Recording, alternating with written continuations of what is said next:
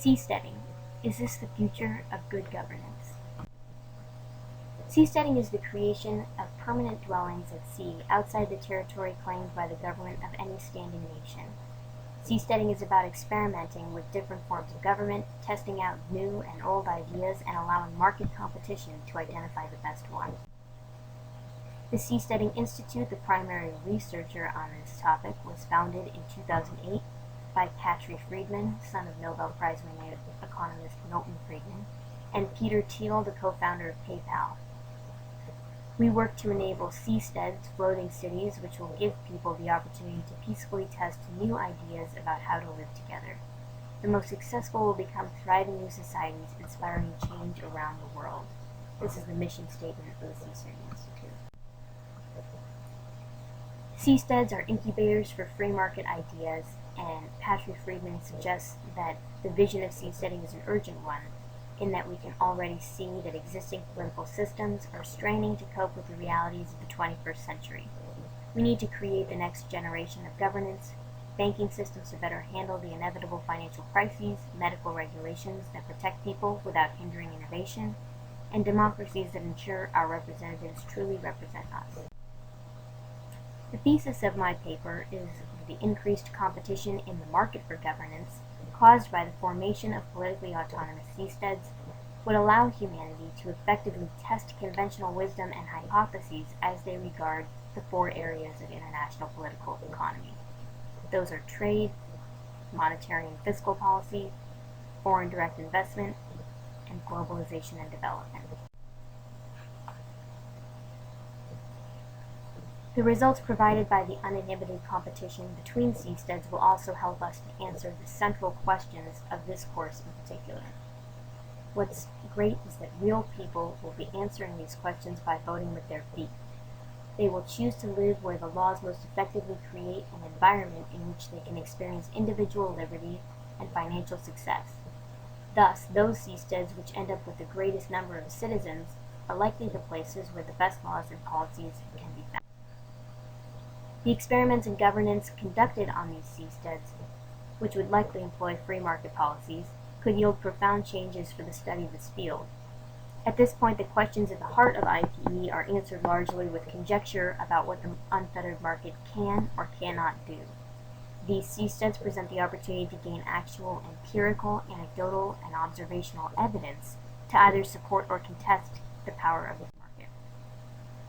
The guidelines for this assignment explain that the point is to consider the different ways of reaching audiences, be it by ethical rationales or policy explanations.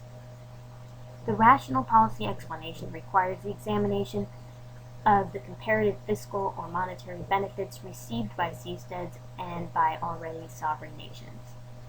A rational policy explanation yields questions like who experienced greater gains from trade or a higher volume of foreign direct investment. The ethical rationale, however, requires an analysis of the comparative welfare economics at play, and yields questions like who is experiencing greater deadweight loss, whose policies are more beneficial to society as a whole.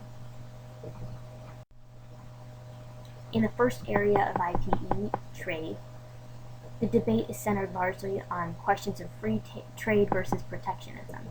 Currently, all countries employ some flavor of trade protectionism, be it subsidies to domestic manufacturers, import tariffs, or bills and programs that usually have titles like Invest in America or Buy American.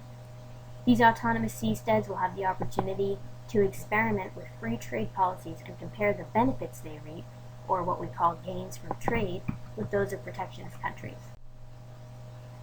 The second area, monetary policy, focuses largely on fixed versus floating exchange rates, a debate that began when we were taken off the gold standard in the U.S. in 1971. Political economists tend to frame this debate as a question of fixed exchange rates or floating exchange rates. This framework requires that governments employ one or the other. Seasteads have the opportunity to conduct experiments which employ the genius of the and. They can standardize their currency based on the value of a precious good like gold, essentially fixing the exchange rate such that it has a real underlying value. However, they can also allow it to float or be flexible by allowing the value of the currency to fluctuate with the market price of the commodity which underlies its value. This would allow them to maintain the strength of and confidence in the value of their currency. It would also create a direct monetary competitor with the dollar at a crucial time when the dollar's competitive edge and world reserve currency status are being threatened.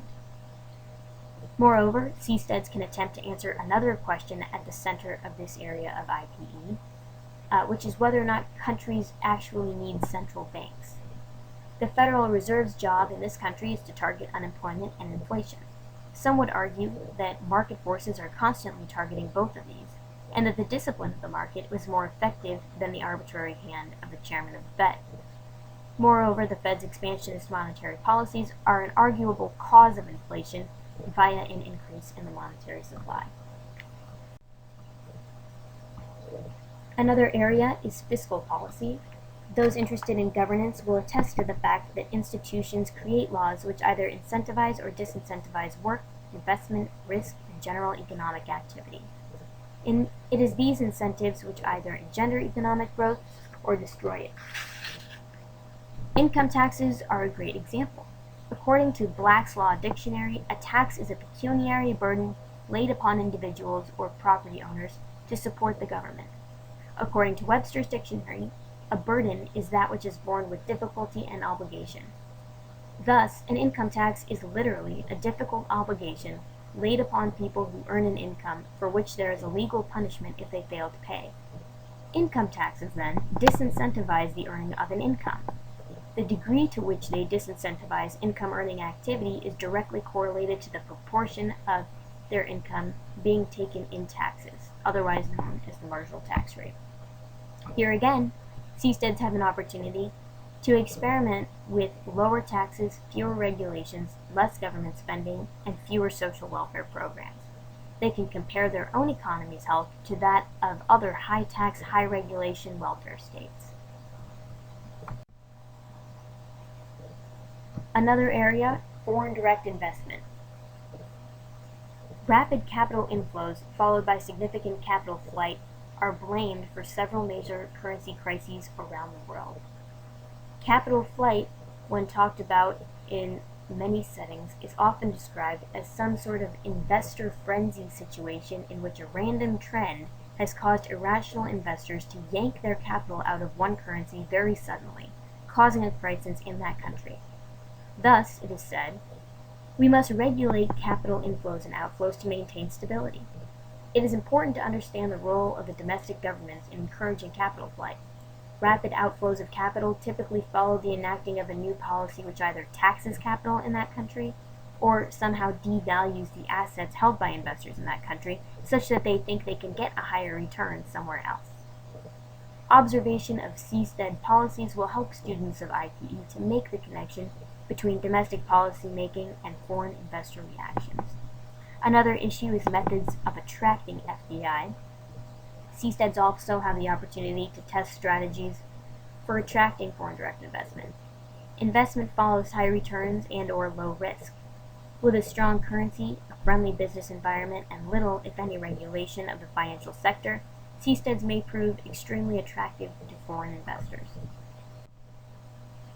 The final area of IPE to be discussed is globalization and development. Positive results on seasteads could yield a model for these nations. Adoption of policies similar to those adopted on seasteads would likely increase the attraction of foreign investments, the establishment of stable currencies, the gaining of access to new markets for trade, and the improvement of societal welfare in developing nations. Moreover, the less power a government is given, the less it has to abuse. Adoption of the type of governing adopted on seasteads, referee-style governments, may help developing nations curb the seemingly insurmountable problem of institutional corruption. The ethical rationale behind these experiments, which I was mentioning earlier, is the improvement of societal welfare. Governments and their policies affect people's lives in profound ways. It is therefore incumbent upon humanity to try and find the forms of government which allow individuals to be free, creative, productive, and successful. The benefits or detriments to society of any government policy can be roughly measured by looking at the deadweight loss triangle, which is this large triangle right here. This can reflect anything from the effects of price floors and ceilings created by tariffs and subsidies to the effects of higher or lower taxes and regulations. Seasteads present a unique opportunity to conduct real-life experiments in deadweight losses. That is, with each of the aforementioned policies, they can compare the welfare of the members of their own society to that of other societies with very different policies. Will their free market approach yield a smaller welfare triangle, which indicates less of a deadweight loss to society? Their formation will certainly allow us to make that comparison. This chart shows the deadweight loss triangle that appears after having enacted a tax. Continuing with the ethical rationale, the right to move or to change one's location is fundamental. Thus, it is humanity's ethical responsibility to foster the use of that right. In the words of Patrick Friedman, governments profoundly affect every aspect of our lives, and improving them would unlock enormous human potential. Thus, we have a responsibility to support any process like this seasteading formation process, by which people experiment with and identify forms of government which protect and encourage individual liberties, thereby unlocking their human potential. These incubators for free market ideas provide an effective means by which we can truly test these policies and methods of governance. The results these experiments yield can help us to answer the questions at the center of this field. What should be the role of the state in the economy or economic affairs? What is the purpose of the economy? And what degree of state involvement in the economy yields positive effects for globalization and development?